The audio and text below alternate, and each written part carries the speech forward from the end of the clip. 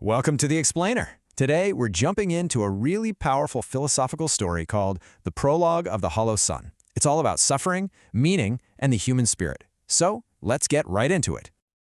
All right, picture this. It's 1492. We're high up in the Alps, and there's a cosmic sage, they call him the Wanderer, who is just filled with despair for humanity. And that opening line tells you everything. The fog he's seeing isn't just weather. It's a spiritual sickness rising up from the very souls of people. So, we find our sage on what you could call a philosophical cliff edge. And his despair, it isn't just some vague feeling. Nope, it comes from two really specific, terrifying things he's noticed about the world's spiritual collapse. First off, he looks out at the world and sees what he calls the sleepers. You know, people who've just given up on the hard path of actually growing and instead have grabbed onto easy comforts. He calls them small poisons, little distractions we use to numb ourselves to how hard life can be. And that leads to his biggest fear, his ultimate dread, the idea of the last man. Now, this isn't a literal person. It's more like an idea, an archetype. It's what you get at the end of the line, when a whole society decides comfort is more important than anything else. A person defined not by what they achieve, but by all this suffering they manage to avoid. But here's the kicker. His fear isn't just for everyone else out there. It's deeply personal. He feels that same rot, that same potential for decay, creeping into his own soul. And it's right then, in that moment of profound weakness, that someone shows up with an answer. So, just as he's teetering on that edge, a figure steps out of the shadows. And this figure offers a terrible, tempting solution that seems to be the answer to all of his fears. And who is it? It's Mephistopheles. But forget the horns and pitchfork, this guy is way more cunning. He's a sophisticated broker, and he says he represents the institutional spirit of negation. He lays out a wager, and it's built on a pretty cynical idea that the human spirit is just fundamentally weak.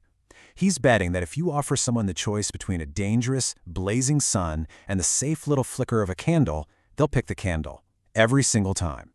And to prove his point, he's got a test. It's a physical thing, a silver key. This key unlocks what he markets as the miracle mechanism, basically a divine shortcut. It promises you can get to the destination, to ultimate existence, without ever having to go through the messy struggle of the journey. Now at first, the Wanderer is like, no way! This offer goes against everything he believes in, what he calls the vocation of man. His whole philosophy is that it's only by pushing against resistance, the check, that you can even know who you are. Without that fight, that struggle, the I is just nothing. But Mephistopheles, he's a sharp one. He doesn't get into a philosophical debate. No, he goes for the weak spot, the Wanderer's own deep personal exhaustion. He just lays out two paths.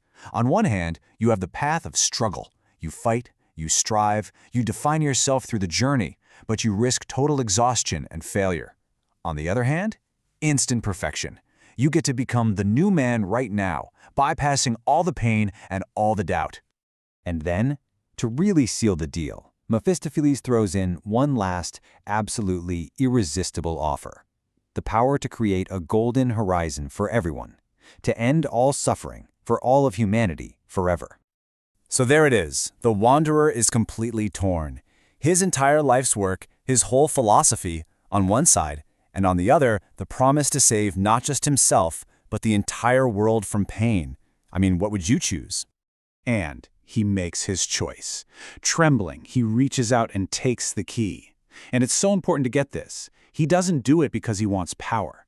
He does it because he's terrified of that slow decay, of becoming that last man he fears so much. The change is immediate, and it is horrifying. Thunder doesn't crack from the sky, it cracks from inside his soul. He starts to glow with this brilliant golden light of a god, an overman. But his eyes, they just go dead. The outside is perfect, but the soul inside, that I he cared so much about, is just gone. Mephistopheles just watches this empty shell of a god being born, turns to the shadows and says, the wager is won. He was right. When push came to shove, the human spirit chose the candle. Okay, so what's the cost of this bargain? What's the price for taking the shortcut? Well, we find out immediately, and it is absolutely horrifying. The Wanderer's first words as this new being aren't a cheer of victory. They're a statement of sick, hollow realization. He gets it instantly. The very thing you need to know you exist, resistance, is gone. And he's the one who removed it. And that's when Mephistopheles really twists the knife.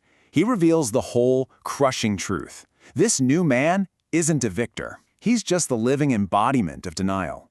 All his memories of that noble struggle, they're fakes, implanted by Mephistopheles. He's nothing more than a puppet god, a philosophical lie. So with no real past, this hollow god has to invent a new purpose for himself. And what does he choose? He decides he has to save humanity from the very struggle that he used to believe gave life meaning. He's going to build a global cage of contentment to protect everyone from hardship. And that's the devastating, tragic irony of it all. Mephistopheles just points it out so cruelly. The Wanderer was so desperate to escape the apathy of the men of clay, and now he's going to use his divine power to turn the entire world into them. And that's where his journey ends. He stands there, a god weeping golden tears, because his quest to avoid becoming the last man has turned him into the literal god of the last man. He's become the architect of apathy. And that's the question this whole dark story leaves us with, right? A really profound one. As we all try to make our lives easier, to get rid of hardship, what is the true cost of a world without struggle? What actually happens to us, to our spirit, when there's nothing left to push against?